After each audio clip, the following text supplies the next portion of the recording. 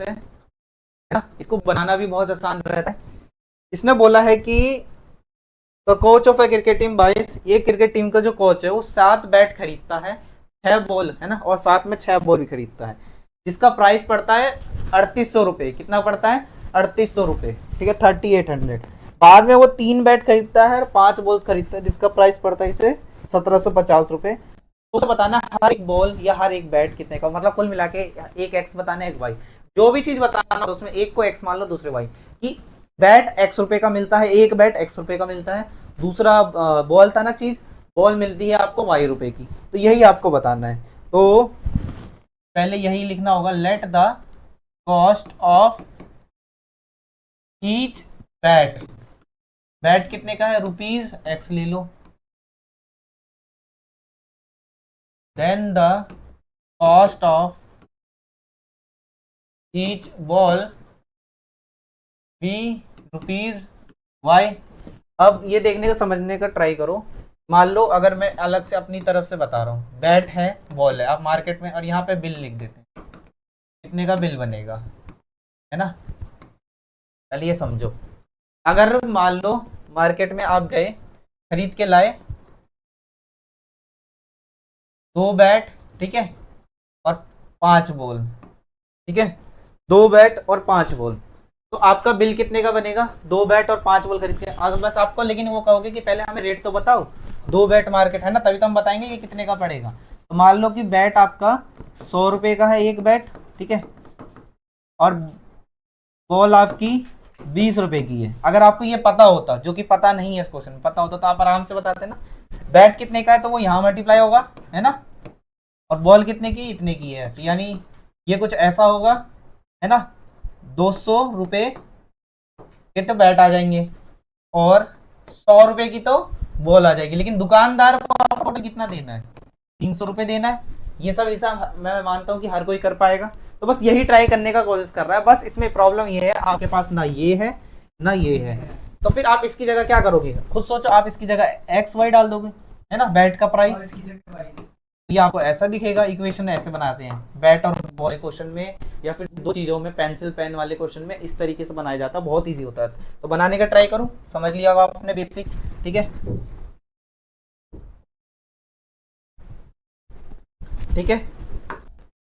इसने बोला था 7 बैट और 6 बॉल, 7 बैट, तो 7 बैट का प्राइस क्या है, एक्स, तो 7x की पड़ेगी, 6 बॉल यानी 6 वाई, बिल कितने का बैठा 3800, और ये आपकी इक्वेशन नंबर 2। फिर उसने बोला कि 3 बैट यानी 3x और 5 बॉल यानी कि 5y, उसका बिल कितने का बैठा 1750। तो ये इक्वेशन सबसे बनाना इजी होता है, ये हर बच्चे को पसंद आती है। बस एक को एक्स वाई मानो और जो भी बोलते जाओ उसे लिखते जाओ, पहले को एक्स कर लो, दूसरे को वाई कर लो, और खुद ही आंसर, मतलब इक्वेशन बन जाती है। और फिर आप इसको अलग सॉल्व कर देना, जैसे सॉल्व करते हैं, इक्वेशन बन चुकी है।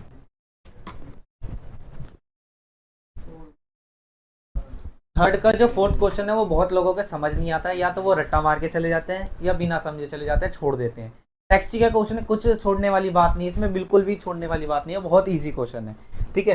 Taxi charge in a city consist of fix charge together with the charge पर फॉर द डिस्टेंस कवर और फॉर द डिस्टेंस, ठीक है, for the distance of 10 kilometre it charge 105 और फॉर 15 किलोमीटर के लिए चार्ज करता है 155। What are the fix charges and how much does is 25 kilometre, ठीक है। मतलब कुल मिला के आपको इसमें क्या होता है, इस क्वेश्चन में इसे छोड़ो, लाइब्रेरी का क्वेश्चन भी इसकी तरह सेम होता है। पहले आपका कुछ फिक्स चार्ज होता है, फिक्स चार्ज मतलब कि उतने पैसे उसको आपको देने ही पड़ेंगे। फिर चार्ज होता है आपका चार्ज पर किलोमीटर, क्योंकि वो जितना किलोमीटर, कहने का मतलब पहले इसका नॉर्मल वे में समझिए कि पहले एक फिक्स चार्ज है, आपने एक टैक्सी वाले से बोला है ना कहीं चलने के लिए इतना दूर, मान लो ये आपने उससे बोला कि मेरे को 18 किलोमीटर तक का सफर करना है, यहाँ से यहाँ तक, है ना। तो टैक्सी वाले ने आपको बोला, आपने बोला कितना किराया लगेगा, तो टैक्सी वाले ने बोला पहले तो आपको मुझे 15 रुपए तो देने हैं, ठीक है, 15 रुपए मुझे देने हैं, चाहे आप मुझसे यहाँ से यहाँ चले जाओ या पूरा चले जाओ, मुझे उससे मतलब नहीं है। अगर मैंने टैक्सी ऑन करी है, आपको बैठाया है, आपको कहीं ले जाना चाहता हूँ, तो मैं पहले 15 रुपए तो लूंगा ही लूंगा, ठीक ठीक है, यानी 15 रुपए के एक्स्ट्रा और भी लूंगा। वो एक्स्ट्रा रुपए क्या लूंगा कि 18 किलोमीटर है ना, 18 किलोमीटर है, उसके हिसाब से मैं आपको एक रेट बता देता हूँ। हर किलोमीटर का सर मैं आपसे 3 रुपए चार्ज करूंगा, ठीक है, ठीक है 3 रुपए चार्ज करूंगा। तो टोटल किराया, ये है किराया कैलकुलेट करना, कितने का बैठा, 15 रुपए तो देने हैं। 18 किलोमीटर, 1 किलोमीटर का 3 रुपए लग रहा है, तो उसे 18 किलोमीटर के हिसाब से उसको पैसे देने टैक्सी वाले को। तो 18 3 जा 54, यानी अब आ गया 4 5 9 5 और इसे टोटल आपको उसे 69 रुपए देने हैं। इसी तरीके से कुछ चार्ज होता है, रैपिडो वगैरह आप भी देखते हो ना, तो किलोमीटर के हिसाब से कुछ चार्ज अलग लगा रहता है, उसमें कुछ चार्ज फिक्स होता है, जो कि आप देखोगे कि या तो मैं यहाँ से यहाँ भी गया तो भी मेरे से इतना लिया, और मैं थोड़ा दूर भी गया तो भी मुझे ज़्यादा महंगा नहीं पड़ा। तो वो पता है इस वजह से होता है कि आप जितना दूर जाते हो वो तो फिर किलोमीटर के हिसाब से लगता है, वो 2 रुपए 3 रुपए 4 रुपए 5 रुपए जो भी कंपनी का है अपना, ठीक है, वो किलोमीटर के हिसाब से। जो पहला फिक्स चार्ज होता है ना वो सबके लिए सेम रहता है, चाहे वो एक गली से दूसरी गली ही क्यों ना गया हो बाइक ऑर्डर करके या फिर टैक्सी लेके, लेकिन जब वो दूर जाता है तब उसका ये फिक्स चार्ज कम उसे लगने लगता है, क्योंकि दूर जा चुका है ना, उसे लगता है कि दूर का तो ज़्यादा किराया लगेगा, लेकिन नहीं, ये जो फिक्स है ये तो दोनों में सेम रहेगा, चाहे आप दूर जाओ या पास जाओ। लेकिन जो ये है ये किलोमीटर के हिसाब से, अगर ये बोलता कि मुझे 5 जाना है तो फिर ये कम हो जाता बिल, है ना, 15 लगता, और 15 15 30 ही रुपए में उसका काम हो जाता, ठीक है। तो बाकी ये चीज़ समझ गए, तो आप अब उसमें समझना है आपको एक्स वाई में।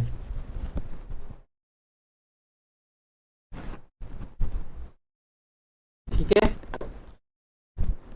इसने बोला कि पहले 10 किलोमीटर के लिए, ठीक है, अब आपको बात आती है कि यार इसमें एक्स वाई क्या ले, तो देखो जब भी यहाँ लिखा है ना what are the fix charges and charges पर किलोमीटर, जो भी ढूंढने को बोल रहा जाता है ना आप वो ले लिया करें। तो let the fix charges the x and the charge, change लग रहा होगा आपको, चार्ज पर किलोमीटर बी वाई। अब ध्यान से देखो, उसने बोला 10 किलोमीटर के लिए, 10 किलोमीटर के लिए आपका बिल आ रहा है 105, तो इसको अकॉर्डिंग टू क्वेश्चन आपको लगाना है। जब आप चलोगे तब उसको फिक्स चार्ज दोगे, एक्स रुपए दोगे, हाँ दोगे, उसके अलावा आप उसे कुछ और दोगे, क्या दोगे, वाई, बट कितने के लिए, 10 किलोमीटर के लिए। उसने बोला ना 10 किलोमीटर, बस यही आपकी इक्वेशन बन जाएगी कि आप पहले एक्स रुपए दोगे उसे, एक्स रुपए आपको नहीं पता, फिर आप उसे 10 रुपए 10 किलोमीटर जाना है ना, तो उसके हिसाब से वाई दोगे, है ना, तो 10 इंटू वाई, वाई मान लो कोई भी रुपए, जैसे 2 रुपए होता तो 10 इंटू 20, लेकिन हमें पता ही नहीं है ना, प्रॉब्लम तो यही है, और टोटल बिल बन रहा है 105 का। तो आपकी इक्वेशन जो पहली वाली बनी, ठीक है, वो d x plus 10y equal to 105, ये आपकी पहली इक्वेशन। दूसरी भी कुछ ऐसी बोल रहा है कि 15 किलोमीटर के 155 रुपए, 15 किलोमीटर के 155 रुपए यानी 155, एक्स प्लस 15 किलोमीटर मतलब 15 जाना होगा, और किस रेट से जाना होगा, वाई से ना, 155, ये आपकी बनी दूसरी इक्वेशन। और यहां से अब जब आप इसे सॉल्व करोगे, ठीक है, जब आप इसे सॉल्व करोगे तो आपको मिलेगा x की वैल्यू और y की वैल्यू, ठीक है। जो x की वैल्यू होगी, ठीक है, मैं सॉल्व नहीं कर रहा हूं लेकिन आपको बता दे रहा हूं कि आगे चल के आपको जो x की वैल्यू होगी वो होगा आपका फिक्स चार्ज, जो भी पैसा आएगा क्या होगा, फिक्स चार्ज, ठीक है। और जो y की वैल्यू होगी वो होगा आपका चार्ज पर किलोमीटर, ठीक है। अब जो भी आंसर आएगा, अभी क्वेश्चन खत्म नहीं हुआ है, यहां तक भी आपको हाफ से ज्यादा नंबर मिल जाएगा। फिर आपको 25 किलोमीटर, 25 किलोमीटर वो कैसे करोगे, डरने वाली बात नहीं है, कुछ नहीं, ठीक है, x प्लस 25y, ये इसमें वैल्यू डाल देना इस x की, ठीक है, और इसमें वैल्यू डाल देना इस y की, आपको रेट पता लग जाएगा कितना है, ठीक है, आपको रेट पता लग जाएगा कितना आ रहा है, कितने का बिल बनेगा, 25 किलोमीटर। क्वेश्चन समझा आपने, पहले उसने बोला कि 10 किलोमीटर के लिए 105 रुपए चार्ज है टोटल, 15 किलोमीटर के लिए 155 रुपए किराया लग रहा है, तो हमें बताओ कि फिक्स चार्ज कितना होगा और चार्ज पर किलोमीटर। कुछ नहीं, फिक्स चार्ज को हमने माना x और चार्ज पर किलोमीटर को माना y। फिक्स चार्ज यानी देना ही देना, इसलिए उसके आगे कुछ नहीं लगाया, कोई भी नंबर नहीं लगाया ना, 10 या वो, क्योंकि वो देना ही देना और उतना ही देना, वो कभी ना बढ़ता है ना घटता है। हाँ, कौन सा बढ़ता घटता है? वाई जो 4 किलोमीटर है, 10 किलोमीटर गया तो 10 वाई, 15 किलोमीटर गया तो 15 वाई। बिल जो आता है टोटल जो आंसर आता है वो राइट साइड में लिखते हैं। हमारी दो इक्वेशन बन गई, दो इक्वेशन बन गई, तो यानी अब आपका काम आसान हो गया। सब्स्टिट्यूशन मेथड लगा के इन दोनों में एक्स और वाई निकाल दो, बस क्वेश्चन यहाँ तक सॉल्व हो जाता है। लेकिन इन्होंने एक और क्वेश्चन को थोड़ा सा बढ़ा दिया। ये बताओ 25 किलोमीटर के लिए कितना चार्ज लगेगा? तो 25 किलोमीटर के लिए पहले आप उसको फिक्स चार्ज दे दो, जो उसका फिक्स है एक्स रुपए, फिर उसको चार्ज 25 किलोमीटर के हिसाब से जो भी आंसर आ रहा है, 2 रुपए, 3 रुपए, 5 रुपए, 6 रुपए, उसके हिसाब से मल्टीप्लाई करा देना। इसलिए मैंने आपको ये बना के दे दिया, ठीक है। नेक्स्ट है फिफ्थ पार्ट करेंगे, सबसे इजी क्वेश्चन है। A fraction becomes 911 if it's 2 added to the numerator और डिनोमिनेटर, फाइंड द फ्रैक्शन। ऐसी कुछ दो कंडीशन हो रहा है, फाइंड द फ्रैक्शन। फ्रैक्शन बताना है। फ्रैक्शन कैसे होता है? अपॉन फॉर्म में होता है। अपॉन में क्या क्या दो चीजें रहती है, एक न्यूमरेटर एक डिनोमिनेटर, तो एक को एक्स मान लो दूसरे को वाई मान लो, बस यही कहना चाह रहा हूं। Numerator be x, then denominator be y, ठीक है। न्यूमरेटर एक्स हो गया, डिनोमिनेटर ओके। अब तो क्या होगा? आपका फ्रैक्शन होगा x अपॉन वाई। फ्रैक्शन ऐसे ही होगा ना, अगर मान लो किसी ने बोल दिया न्यूमरेटर 3 है, डिनोमिनेटर 7 है, तो फ्रैक्शन लिख के दिखाओ, कुछ नहीं, 3/7 लिख दिया हमने, है ना। तो वैसे ही एक्स वाई मैंने फ्रैक्शन लिख दी, ठीक है। अब आपको कंडीशन लगानी होगी अकॉर्डिंग टू क्वेश्चन वाली, ठीक है, जो भी है, कि अगर हम दो न्यूमरेटर में ऐड करें, देखो चलो इसे लिखे हूं, दो न्यूमरेटर में ऐड करने का मतलब है एक्स में 2 ऐड कर दो, है ना। फिर बोल रहे हैं denominator added to both, both मतलब दोनों में करना है, तब ये फ्रैक्शन क्या बन जाता है? तब ये फ्रैक्शन 9/11 बन जाता है, 9/11। अब ये आपकी पहली इक्वेशन, लेकिन अभी आपको ये अजीब लग रही होगी, आपने तो ऐसी इक्वेशन पहली बार देखी है ना अपॉन में। तो इसको सही करते हैं, कैसे सही करते हैं? यहाँ होगा क्रॉस मल्टीप्लाई, 11 मल्टीप्लाई होगा x प्लस 2 से, 9 मल्टीप्लाई होगा इस वाले पार्ट से y प्लस 2 से, तब आपको दिखेगी ये, जैसे आप इक्वेशन को देखने की आदत है, 11x 22, ये 9y प्लस 18, इसको इधर बुला लो 11x, ठीक है, 11x माइनस 9y, 18 माइनस 22 उधर गया है, 11x माइनस 9y, इक्वेशन बन के रेडी होगी आपकी। ये कौन सी इक्वेशन है? पहली। इसकी मदद से सॉल्व करना है, हमेशा की तरह होमवर्क में आपको दूंगा इक्वेशन बना के। If 3 is added to both the numerator and denominator it becomes 5/6, बस बहुत कुछ नहीं। अगला देखो, एक्स वाई, वाई था फ्रैक्शन, अब इस बार बोला है तीनों 3 प्लस करना है ऊपर नीचे दोनों तरफ, तब आपका आंसर आ रहा है 5/6। ये भी वैसे ही करना होगा, ठीक है, 6x प्लस 3, 5y प्लस 3, ठीक है, सेम वैसे इक्वेशन बना लिया, 6x प्लस 18, ये सबसे इजी क्वेश्चन है पूरी। ये इधर आ जाएगा, और ये 15 माइनस 18, 6x माइनस 5y, ये माइनस 3, ये बन गई आपकी सेकेंड इक्वेशन, ठीक है।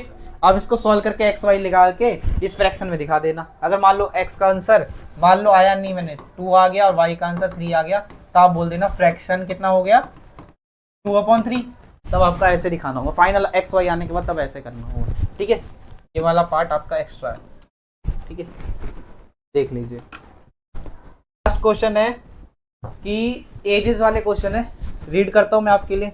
5 years hence the age of Jacob will be 3 times that of his son। 5 साल बाद जो जेकब है वो अपने सन का 3 गुना हो जाएगा, ठीक है, जेकब है अपने सन का 3 गुना हो जाएगा।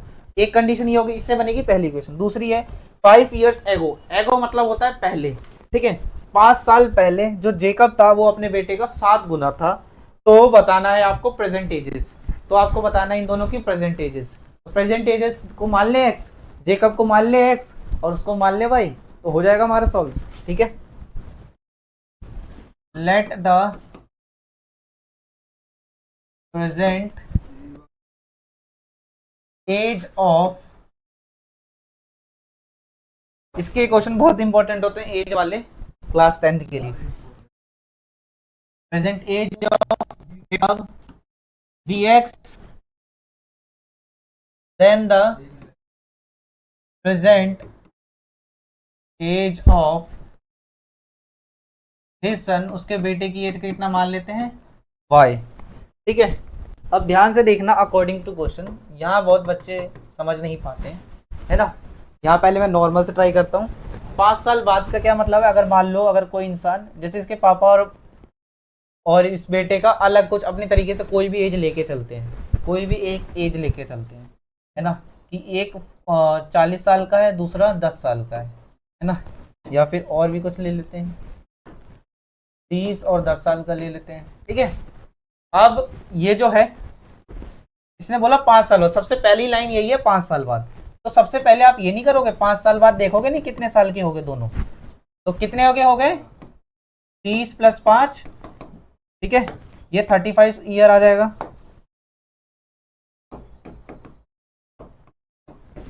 ठीक है, ये 35 ईयर आ जाएगा, और ये 10 + 5 15 आ जाएगा।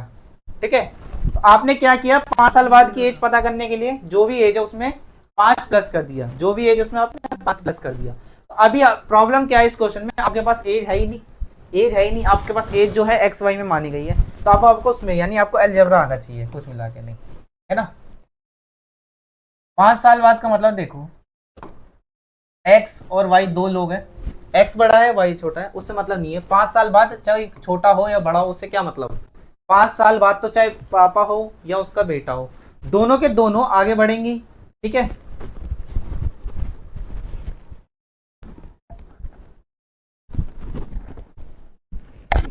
चार्जिंग में लगा तो है, नहीं लगा।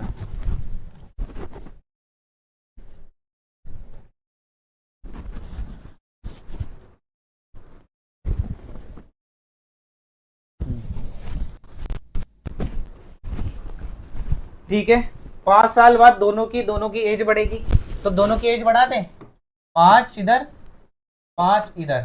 अब 5 साल बाद उसने बोला था जो जेकब है, यानी एक्स वाली लाइन, ये वाली साइड इस साइड कितना हो जाएंगे, मतलब फादर ही तो बड़े रहेंगे, 3 गुना हो जाएगी, तो 3 गुना का मल्टीप्लाई करना। अब मुझे इसमें करूं या इसमें करूं 3 गुना का मल्टीप्लाई, इसमें जो छोटा है उसमें करना चाहिए, क्योंकि मुझे इसको पापा के बराबर लेके आना। ठीक है, एज में, ठीक है, तो इसमें करेंगे तो सही रहेगा इक्वेशन, अगर आप इसमें कर दोगे तो गलत हो जाएगा।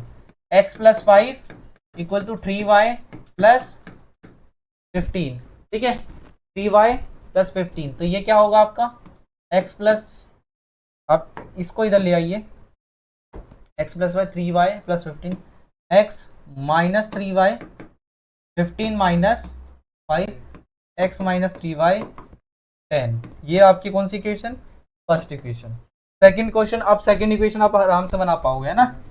उसने बोला था 5 साल पहले, 5 years ago, तो फिर से इधर 5 साल पहले, तो यानी अगर मैं 10 साल का हूँ तो 5 साल पहले कितने हो जाऊंगा, 5 साल का। क्या किया मैंने, 5 माइनस किया, तो इसमें भी 5 साल पहले जाने के लिए 5 माइनस करना पड़ेगा ना, तो 5 साल पहले x - 5 y - 5। ठीक है, अब जो जेकब था वो अपने बेटे का 7 गुना था, यानी मल्टीप्लाई तो 7 से होगा, 7 टाइम्स, लेकिन अब किस में होगा, इसमें होगा या इसमें होगा, वाई वाले में, वाई वाले में ही होगी, बराबर लेके आना इन लोगों। ठीक है, तो अभी ये रहने देते हैं ब्रैकेट, ये हो जाएगा x - 5, ये हो जाएगा 7y, ये हो जाएगा -35, इसको इधर बुला लेते हैं, x - 7y = -35 + 5, x - 7y -35 + 5 कितना होगा, -30। ये होगी आपकी सेकेंड इक्वेशन। इक्वेशन सारी चेक